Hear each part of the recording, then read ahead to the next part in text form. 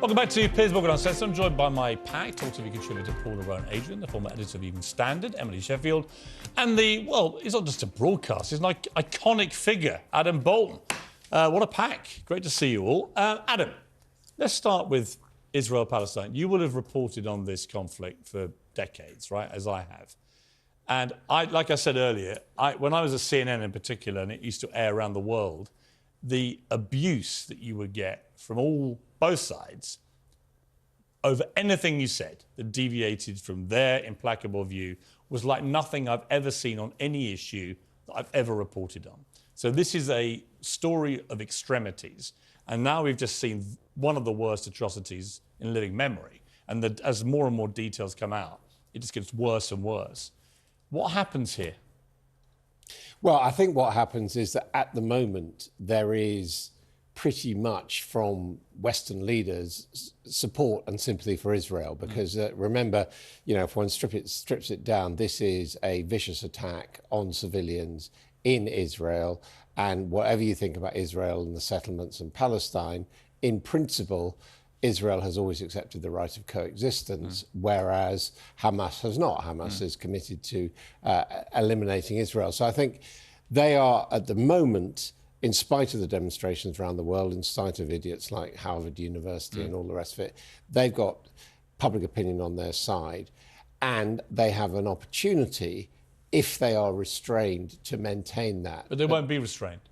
Well, because there's no public appetite in Israel for them to be restrained. I think Netanyahu, he'll feel humiliated by what's happened. It's supposed to have the best security defence system in the world. Yeah. I mean, Paula, I don't see any sign that Israel's going to be restrained. In fact, the opposite. And that's what worries me, is that, there is a theory that Hamas have deliberately goaded Israel with an act of such So they appalling... might not fall for it, that's my point.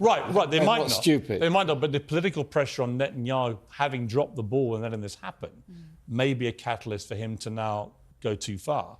And I don't know where that leads. Yes, and of course we know that Netanyahu was struggling in any event before there was the attacks. We know that Netanyahu himself likes to refer to himself as Mr. Security. That's his thing, and that of course has now been dashed. But what I can say is, leading on from your question to Adam, is that we are looking at international war crimes unravelling before our eyes. Terrorism, right? We undoubtedly. You use that word because, I mean, the BBC, Emily, they won't say terrorism. I mean, I find it absolutely extraordinary. I find that extraordinary. How you can report, as they have been... I find that extraordinary. The stories 40 we've heard, babies are a whole family murdered of and some have their heads cut off, and you can't say it's terrorism. And a whole family of 5 wiped out entirely. So I don't understand that. I really don't. I think they should explain themselves. And I echo what you're saying. I think it is...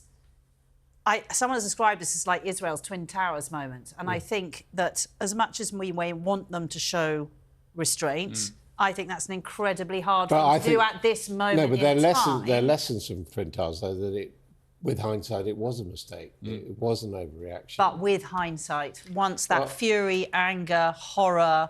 I can't even imagine the fury that will be in Israel right now, or amongst the Jewish community worldwide. But as a lawyer, I think it's important for me to point out to the viewers that when I reference international war crimes, we're going to see an investigation in relation to both parties and how they have acted over the last few days. This is not just a one-sided slur that I'm flinging out there. It's important for both sides to be... It is. I mean, this has been... Well, there is also the problem that Hamas is not a state. Right. So, I don't think they give a damn about international law, by the way, or anything. I think they just they are nihilists, and they want to create as much terror as possible, and they will kill any Jewish people of any age whenever they get the chance. I'm just saying, we can't necessarily say that history is going to repeat itself. I mean, this obviously was timed to coincide, for example, with the 50th anniversary of the Yom Kippur War. Yeah.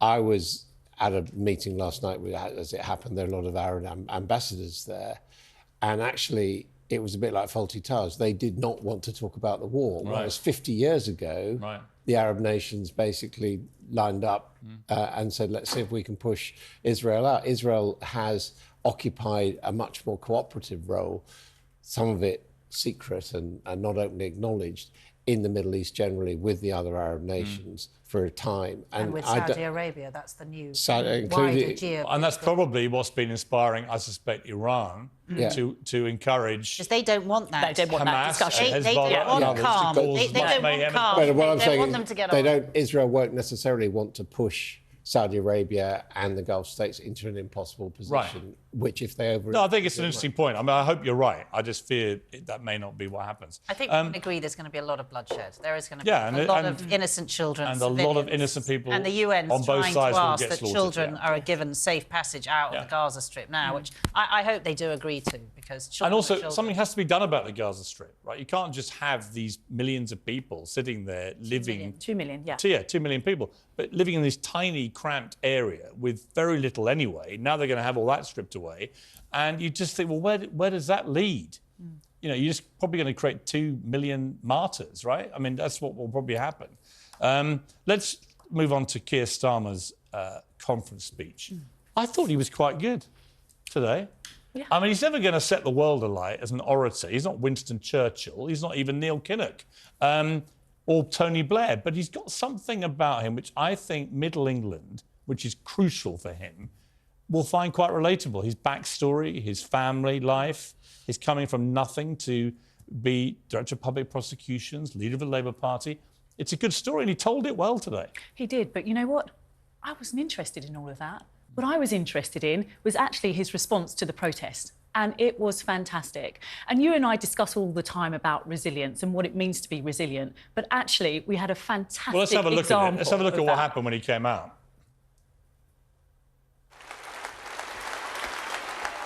True democracy is citizen-led.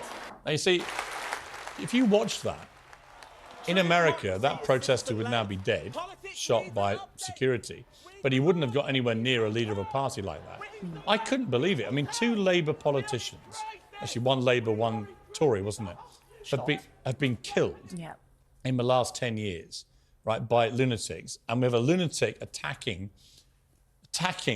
the leader of the opposition in that way. Serious fear from him, can't you? Yeah, for that split second. For that split second. Yes. Absolutely. You don't know, there's something flurrying around you. Yeah. There's someone putting their arms on you, and there doesn't seem to be anyone near. Yeah. Well, I mean, luckily, it was fine. I mean, I've been at both conferences, the Tory one and I was at the Labour one, not when that happened. But it has to be said, Labour like to be more relaxed. I mean, for example, we had to go through arches to get into the Tory one. We didn't have to go through mag arches there. But in some ways, I think that's a good thing. And what was really remarkable, frankly, was that back in the day at Labour conferences, and you'll remember that, if someone did something like that, it was more like to be an official delegate, not some hanger-on on the fringe. I also thought, I mean, Adam, you're the best person to talk about this, but I think you've followed these political figures for a long time. I actually feel right now, as a person living in this country, we've at least got 2 grown-ups in charge of the parties who've actually restored a little bit of integrity and basic decency and standards to their positions, right? Of Prime Minister. And I don't want to over-egg the souffle, but I just think after the chaos of Boris Johnson, the shambles of Liz Truss, right, the madness of Jeremy Corbyn, at least I feel now the next election will be between 2 actually fairly decent guys and the debate may be about policy rather than how nuts they are. I think there's an element of truth in that, and I think that is Rishi Sunak's intention. But I have to tell you that you look at Starmer's speech today, you look at the Labour conference, you look at the people knocking down the doors, the businessmen, everyone there, that looked like a Prime Minister in waiting. Yes. And I'm afraid to say, for all Rishi Sunak's best efforts, it was a circus. That's the word they used about it. With Liz Truss going off somewhere, Suella Braverman going off somewhere, Jacob Rees-Mogg going off other Tories, and with the best will in the world, Rishi Sunak does not look like a Prime Minister who's in control of his party. I mean, interestingly, Emily, his poll numbers aren't bad. It's the parties which are cratering and continue to crater. I mean, what do you make of Keir? Do you buy into Keir Starmer? Could you vote for Keir Starmer? No. Why? I am a fan of Rishi Sunak. You're with the demonstrator. I'm with the demonstrator. Interesting, the demonstrator was asking for proportional voting. Yes. And there was a referendum on that in 2011. 2/3 of the country, just a little fact for the viewers, 2/3 of the country voted against PV. Do you think they understood? Yeah, I think so. I don't think we should say that. There was a big campaign at the time. Well, he in wanted a bit more than that. He 2011. wanted to abolish the House of Lords and turn it into a grand. Well, why don't Is that the protester today wanted to be? why don't Yes, you they like want people. Starmer? Starmer, I think that they are borrowing the clothes of the Tories to get in. And so I think there's a lack of authenticity and truth going on in the Labour Party at the moment. I think he's done a great job. I think he's a really nice man like you. I think he's got a great backstory. I think he's got great values. I just don't believe they are being authentic. I think they are literally telling a bunch of lies to get us to vote for them. And also,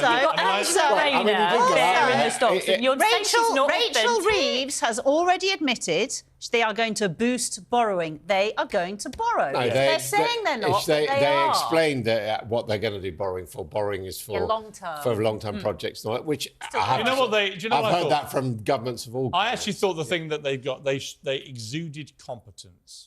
Yes. That is a very good thing if you want to run the country. The public look at it and think they look well organised. Yeah. All their top brass speakers are good talkers. They look smart. They look like they're well organised, right? They've done the basics very well. I get it. The Tories look a mess. Yeah. Sorry, they do. They do. And there's so many of them Well, they are a mess. all saying, I need to protect my legacy, shouting at each other, and Liz Truss banging on. Yeah. Everyone unhappy about HS2, Disco even though we all know I would have, if I'd been Rishi Sunak, I'd have done to Liz Truss what those female security guards did to that protester. Just dragged her out by her feet. Well, or done what Keir Starmer actually did to Jeremy Corbyn. Yes. Boot her out of the party. Just boot her out of the party. Let's talk, this is on a much more serious note. Holly Willoughby has quit this morning, today, and she's let ITV know, and this follows this awful story last week. Obviously, she had the whole scandal with Philip Schofield, but she kind of moved on, was back doing the show, everything seemed fine. And then last week it emerged that somebody had been charged with soliciting to commit murder and incitement to commit kidnap in connection with Holly. Police obviously taking it very seriously. I mean, Adam, everyone in the public eye lives in horror at the thought of this kind of thing. Very few of us ever have to actually experience it. It's clearly shaken her so badly, she's walked away from one of the top jobs in television.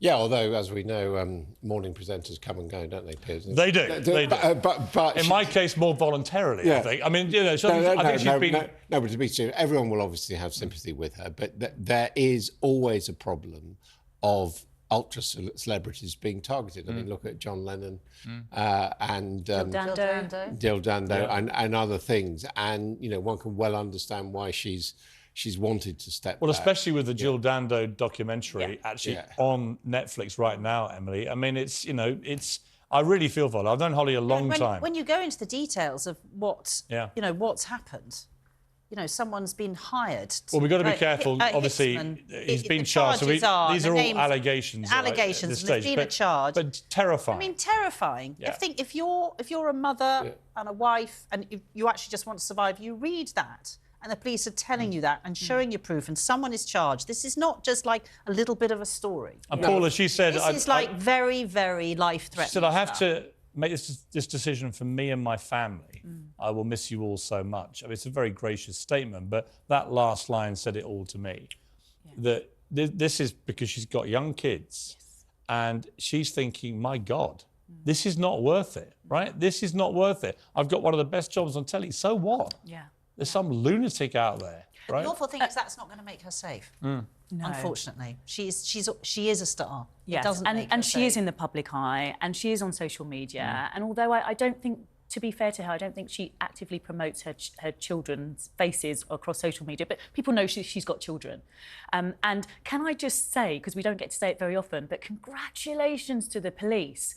Because this is an example of what happens when the police get it right. Yeah. Because there is an international aspect to this. I think we can safely say that. Tonight, actually. And so I really do want to get that out there. Well, look, the police have done their job. They have investigated these threats. They've obviously gathered evidence. A person has been charged.